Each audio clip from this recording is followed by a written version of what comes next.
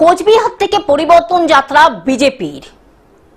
কোচবিহার থেকে শুরু হওয়া পরিবর্তন যাত্রা আগামীকাল শনিবার মালদায় আসতে চলেছে।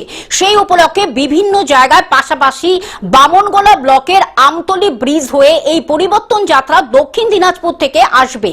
সেই উপলক্ষে মালদায় প্রবেশ করার আগে আমতলী ব্রিজের উপরে সহ ব্রিজের পার্শ্ববর্তী এলাকায় ভারতীয় জনতা পার্টির পতাকা টাঙানো হয়েছিল। হঠাৎই সেই পতাকাগুলি ব্রিজের নিচে ছিঁড়ে ফেলা হয়েছে। এই নিয়ে ক্ষোভ উগরে দিয়েছেন বিজেপির উত্তর মালদার সাধারণ সম্পাদক বীণা সরকার কীর্তনিয়া। তিনি অভিযোগ করে বলেন, পরিবর্তন যাত্রা উপলক্ষে মালদা জেলার বিভিন্ন জায়গায় পাশাপাশি বামনগোলা ব্লকের আমতলী ব্রিজের বিজেপির পতাকা লাগানো থাকলেও সেই পতাকা ছিঁড়ে ফেলেছে তৃণমূলের গুন্ডা বাহিনী। বিজেপির তোলা অভিযোগ, তৃণমূলের তরফে পূর্ণিমা বাড়ুই জেলা পরিষদের কর্মাধ্যক্ষ বলেন, পতাকা ছিঁড়ে ফেলার অভিযোগ ভিত্তিহীন। তৃণমূল এগুলোর সাথে কোনোভাবেই জড়িত নয়। এমনই অভিযোগ থাকলে প্রশাসনের দ্বারস্থ হোক, বিজেপি আইন ব্যবস্থা নেবে। এই নিয়ে শুরু হয়েছে রাজনৈতিক তরজা।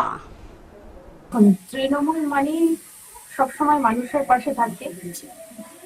এবার এই পতাকাগুলো যে কারা ছিঁড়েছে সেটা আমরা বলতে পারছি না, কারণ তৃণমূলের যারা রয়েছেন কর্মীরা কোনোভাবেই এর সঙ্গে যুক্ত নয়। এটা পুরোপুরি ভিত্তিহীন। এবং পতাকা যখন ছেঁড়া হয়েছে তারা প্রশাসনের কাছে দ্বারস্থ হোক না কেন, জিনিসটা প্রশাসন খতিয়ে দেখবে এবং যারা দোষী তাদেরকে দোষী সাব্যস্ত করবে। এটাই অভিযোগ করছে যে তৃণমূলের লোকজনই করেছে।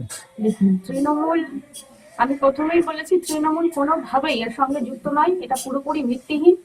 তৃণমূলের সাধারণ মানুষ এবং কর্মী যারা রয়েছে সবসময় মানুষের কাজই তারা করে থাকেন। মালদা থেকে অভিষেক দাসের রিপোর্ট, গ্লোব নিউজ। এখন থেকে গ্লোব টিভি দেখুন আপনার স্মার্টফোনেও। গুগল প্লে স্টোর অথবা অ্যাপল স্টোর থেকে ডাউনলোড করুন গ্লোব টিভি লাইভ অ্যাপ। এছাড়া জিও টিভি অ্যাপ থেকে দেখুন গ্লোব টিভি লাইভ।